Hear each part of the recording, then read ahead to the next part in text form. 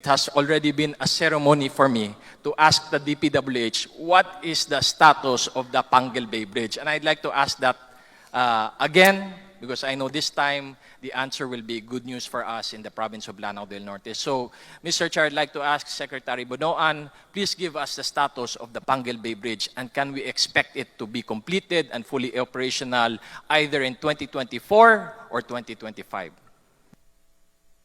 Thank you for that, Your Honor.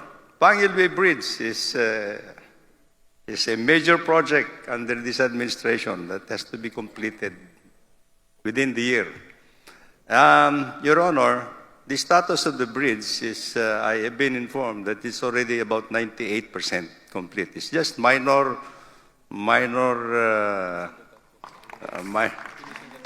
works that has to be done, and we have already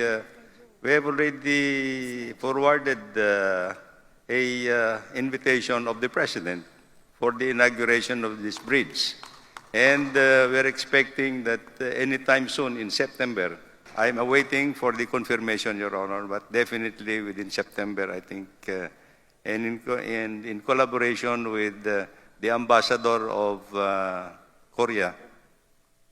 And we have already made the arrangements, Your Honor.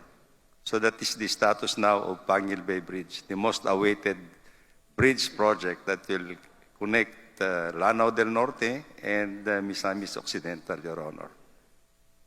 Thank you, Mr. Chair, and I would like to just say Alhamdulillah, Alhamdulillah, Alhamdulillah, that finally this long-awaited project, which was a vision of 3 generations worth of governors, that the Panguil Bay Bridge will become a reality, a dream that has always been a dream, but now under the administration of President Bongbong Marcos and with the leadership of Secretary Bonoan has become a reality.